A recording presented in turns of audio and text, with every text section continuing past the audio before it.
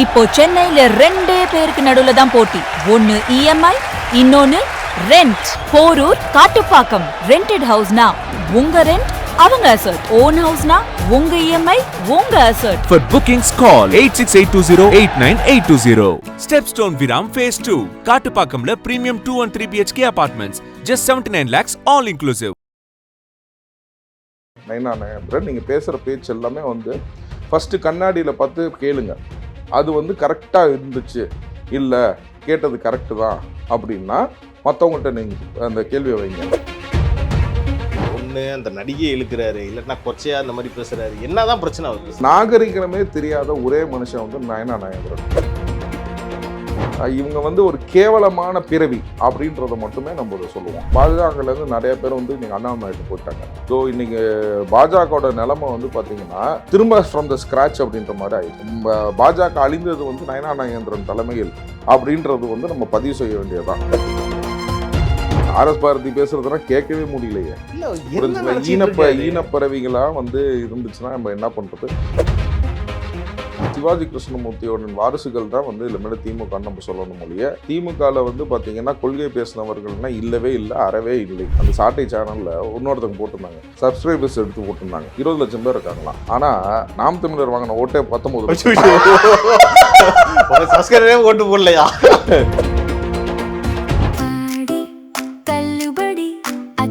பேரும் அல்லம்படி 6 முதல் 60% வரை ஆடி தள்ளுபடியுடன் சூப்பர் சரவணா ஸ்டோர்ஸ், சென்னை, மதுரை, கோவை.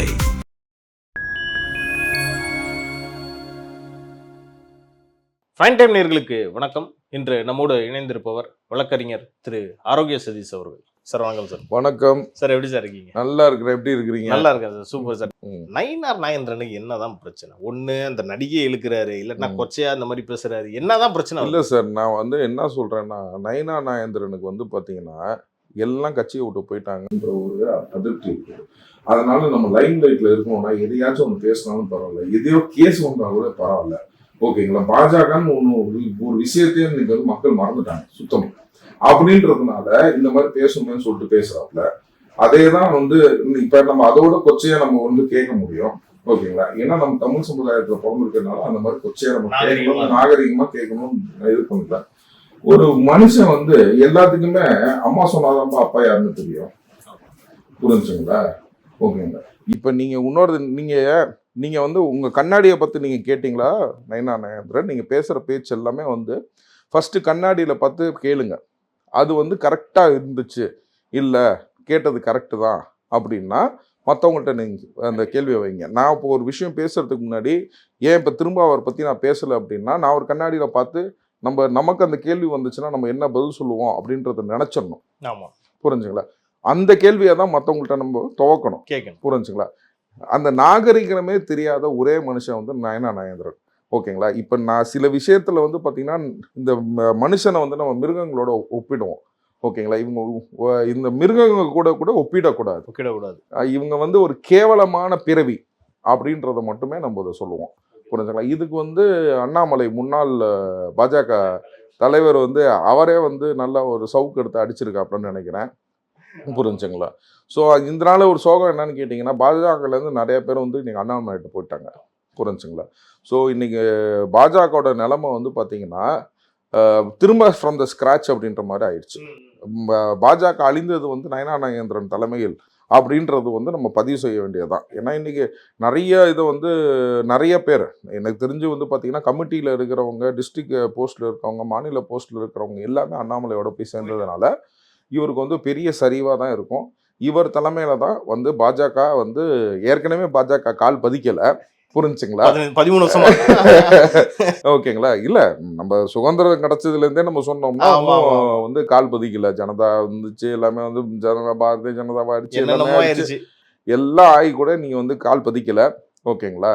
அதாவது உங்க தூசியை கூட தொடச்சி எடுத்துருவாங்க, ஓகேங்களா? நயனா நாகேந்திரன் இன்னுமே அவர் மாநில தலைவராக வச்சிருக்கணும் பாஜக.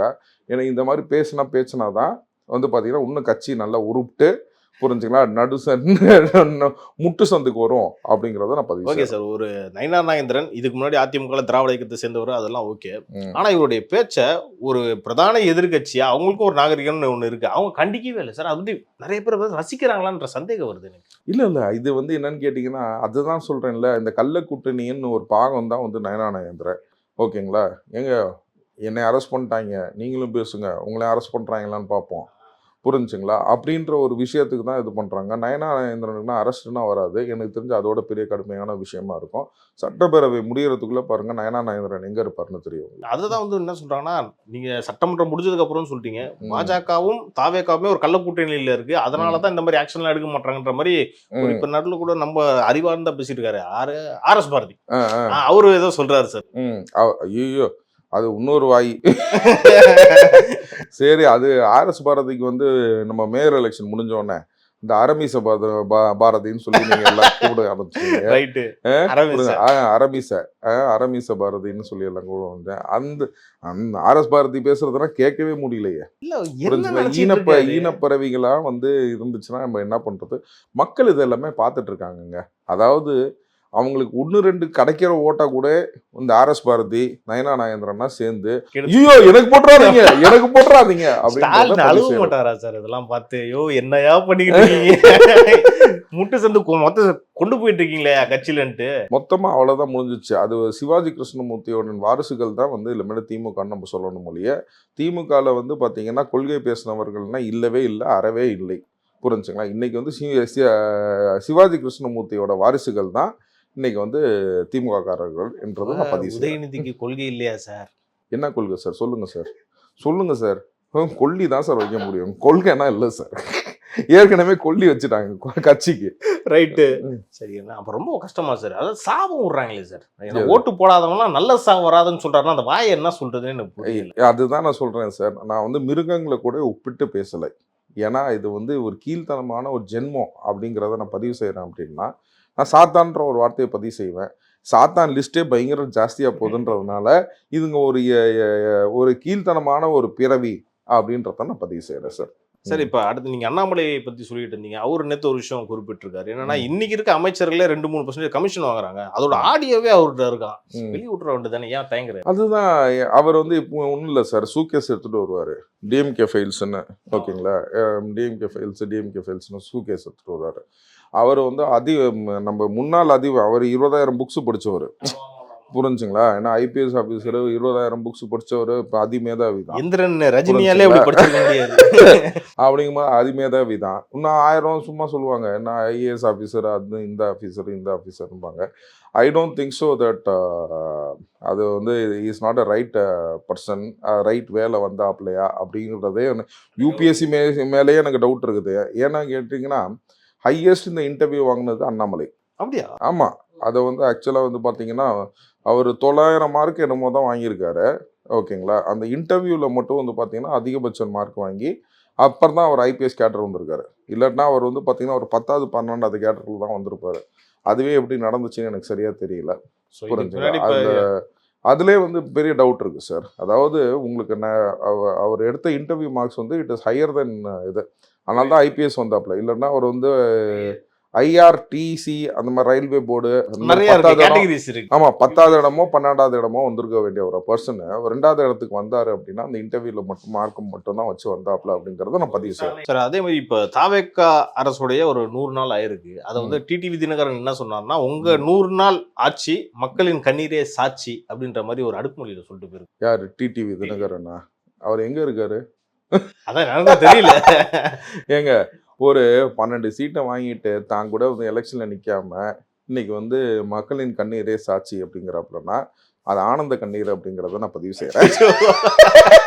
அதுக்கு டிடிவியே சாட்சி. சூப்பர்.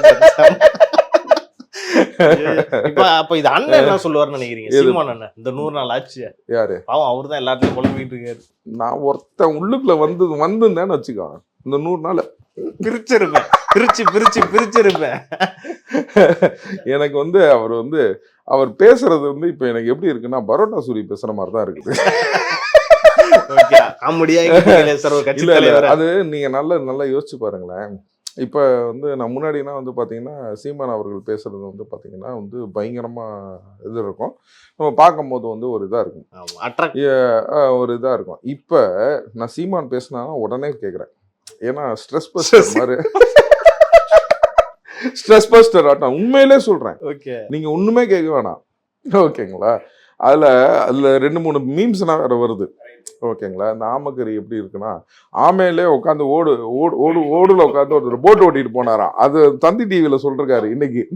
ஓகே, டே அவன் இன்னும் அவன் கிண்டல் பண்ணிட்டு இருக்காங்கிறது அவனுக்கு புரியவே இல்லையாடா அந்த மாதிரி, புரிஞ்சுங்களா? ஆமக்கறி எப்படி செய்யறது அப்படின்னு செஞ்சு கொடுத்தாருன்னு சொன்னாங்க. இப்ப செய்யும் முறை வந்து பாத்தீங்கன்னா அந்த உப்பு கறி இருக்குல்ல, அந்த உப்பு கறி மாதிரி நாங்க வந்து ஆமக்கறி செஞ்சோம் அப்படின்னு சொல்லிட்டு செய்முறை என்ன சொல்றாரு. ஒன்னும் இல்ல, இந்த செஃப் தம்மு மாதிரி அவருக்கு நெக்ஸ்ட் அவருக்கு போட்டியாக போய் குக் வித் கோமாளியில பார்ட்டிசிபேட் பண்ணுவார்னு நினைக்கிறேன். ஆனா இதுல ஒன்னே ஒன்னு அட்வான்டேஜ் என்னன்னு தெரியுங்களா, குக்கும் இவரை தான் கோமாளி ரொம்ப தப்பு சார். ஆக்சுவலா இன்னைக்கு ஒரு நியூஸ் பார்த்தேன், சீமானின் அடுத்த அவதாரம் அப்படின்னு, ஐயோ அடுத்த திரள்நிதி எதுவும் வாங்க மாட்டாரா அப்படின்றது உள்ள போய் பார்த்தா ஏதோ படத்துல நடிக்கிறாராம் அப்படின்னு தான் நியூஸ் இருந்துச்சு. நான் கூட ஏதோ அரசியல் ரீதியா ஏதோ பெரிய பிரேக்கிங்கா இருக்குன்னு பார்த்தேன். அடுத்த படத்துல நடிச்சுக்கிட்டே இருக்காரா சார்? ஆனா விஜய் அவர்களை மட்டும் கூத்தாடிங்கிறாரு, எனக்கு புரியல. இல்ல சார், அவர் வந்து கண்ணாடி பார்த்து பேசுறாரு சார். நீங்க வேற சார், பாவம் சார் நீங்க வேற. அப்ப அண்ணனோட ஃபியூச்சர் என்னதான் ஆக போகுது? அண்ணனோட படம் தான் நடிக்க போயிட்டாரு, இனி அவ்வளவுதான். லிமிட் ஃபியூச்சர் கிடையாது, அதனால படத்துல ஒண்ணு நடிக்கலாம். இன்னொரு தலைவர் உருவாரு, சாட்டை துரைமுருகன். அவர் எனக்கு தெரிஞ்சு தமிழ்நாட்டுல நாம் தமிழர் வளர்த்துருவார்ன்ற நம்பிக்கை எனக்கு இருக்கு. ஐயோ சார், நான் வந்து சாட்டை சேனல்ல வந்து அதுதான் நம்ம சொல்லணும்னா, அந்த சாட்டை சேனல்ல இன்னொருத்தவங்க போட்டிருந்தாங்க, சப்ஸ்கிரைபர்ஸ் எடுத்து போட்டிருந்தாங்க, 20 லட்சம் பேர் இருக்காங்களாம். ஆனா நாம் தமிழர் வாங்கின ஓட்டே 19 ஓட்டு போடலையா? இதுல இருந்தா நம்ம என்ன நினைச்சுக்கணும் அப்படின்னு கேட்டீங்கன்னா, எதுக்காக சாட்டை துரைமுருகனை பாக்குறாங்க அப்படின்னா அப்படியே இன்புட்ஸ் எடுத்துக்கிறாங்க, ஓகேங்களா? இப்போ என்ன மாதிரி நிறைய பேர் ஸ்ட்ரெஸ் பஸ்டராக பார்க்குறாங்க. நானும் சாட்டை பேசுறத பார்ப்பேன், புரிஞ்சுங்களா? அதனால ஒரு ஸ்ட்ரெஸ் பஸ்டராக இருக்கும், நல்லா இருக்கும், புரிஞ்சுங்களா? சும்மா பீலாவா விடுறது எப்படி அப்படின்றத அதை பார்த்தோன்னு வச்சுக்கோங்களேன், அப்படியே பார்த்தீங்கன்னாவே தெரியும், அப்படியே பொய்யா பேசுவாங்க, புரிஞ்சுங்களா? அது சில சமயத்துல வந்து பாத்தீங்கன்னா நம்ம ரசிக்க ஆரம்பிச்சிடுறோம். ஓகே, புரிஞ்சுங்களா? அதனால தெரியும், ஆமா, ஆனா பொய்யும் தெரியும், அதனால ரசிக்க ஆரம்பிச்சிடுறோம். சோ அந்த 20 லட்சம் சப்ஸ்கிரைபர்ல நானும் ஒருத்தன். இல்லங்க, நீங்க உண்மையில சொல்றேன், நாளைக்கு நீங்க போய் அதை பாருங்க, புரிஞ்சுங்களா? அது 21 லட்சமா வளர போத்தோம்னா அதுக்கும் காரணம் நம்ம தான், புரிஞ்சுங்களா? சோ அந்த ஸ்ட்ரெஸ் பஸ்டர் உங்களுக்கு வேணும் அப்படின்னா நீங்க அதை ஃபாலோ பண்ணிக்கலாம். சார், நீங்க காமெடியா பாக்குறீங்க, அவரு என்னன்னா ரொம்ப சீரியஸா, நீ எங்களுக்கு ஓட்டு போடல, ஆனா மக்களுக்காகவும் மண்ணுக்காகவும் உனக்காகவும் போராடுற ஒரே அண்ணன் நான் தான்டா அப்படின்ற மாதிரி ரொம்ப வீரமா சொல்றாரு. யாரு? அண்ணன் தான். ஓகே, ஏன்னு கேட்டீங்கன்னா அவரை பத்தி ஒண்ணுமே இல்லை. சாட்டை துரைமுருகன் எப்ப பண்ணா கட்சியை விட்டு நீக்கப்பட்டாரோ அப்ப அண்ணன் சீமானை பத்தி அவர் போட்ட வீடியோஸ் இருக்கு பாத்தீங்களா, அது இணையத்துல இருந்து நீங்க எடுத்து பாருங்க, சாக்கையா இருக்கும். அவன் கிடைக்கிறான் மொசோனி இவ்வளோ இல்லை, இது நான் பேசலங்க, நான் அவன் மரியாதையை யார்ட்டையும் பேசலாம். இப்போ ஒன்றும் இல்லை, அவனை சீமான்ட்ட போய் நீங்கள் மொசோனி கேட்டிங்கன்னு வச்சுக்கோங்க, மொசோனி நானும் ரொம்ப ஃப்ரெண்ட்ஸு, ஓகே, நானும் அவனும் அந்த ரொட்டி துண்டு, அதான் அந்த பிஸாவை வந்து நாங்கள் தான் திருப்பி போட்டு கண்டுபிடிச்சோம் அப்படிம்பா. அந்த மாதிரி பொய்யா பேசுவோம் அப்படின்னு பதிவு பண்ணது யாருன்னு கேட்டிங்கன்னா சாட்டை தான், புரிஞ்சுங்களா? ஸோ அந்த மாதிரி அதுக்கப்புறம் வந்து இப்படியே பதிவு பண்ணிக்கிட்டே இருப்பவரை, அதுக்கப்புறம் வந்து 2வது முறையும் நீக்கப்பட்டதுக்கு அதுக்கு இன்னும் பயங்கரமாக வந்து இது எல்லா காசையும் வந்து திரள்நிதி என்ன பற்றினா பேசுனது சாட்டை தான், புரிஞ்சுங்களா? அதுக்கப்புறம் திரும்ப சேர்த்துக்கிட்டாங்க. ஏன்னு கேட்டிங்கன்னா keep you enemy close to you அப்படின்றத அண்டர்ஸ்டாண்டிங் பண்ணவர் தான் சீமான். அதனால தான் சாட்டையை தூக்கி பக்கத்தில் வச்சுக்கிட்டாரு. எனிமியை தூக்கி வெளியில் விட்டார்னா, புரிஞ்சுங்களா, அவன் இன்னும் நிறைய பேச ஆரம்பிச்சிருவான், அதனால அணைச்சி கூட வச்சுக்கலாம் அப்படின்னு தான் சீமானோட பாலிசி. அது ஒரு நல்ல பாலிசி தான். ஏன்னா சாட்டையை மட்டும் வெளியில விட்டாப்லன்னா, புரிஞ்சுங்களா, அவன் 3வது வாட்டி வெளியில போனாப்லன்னா சீமான் கட்சியை முழுகடிச்சிருவாரு. அவருக்கும் புஷ் தான். பல விஷயங்கள் பேசினவங்க நேரத்துக்கும் கருத்துக்கும் நன்றி சார். தேங்க்யூ.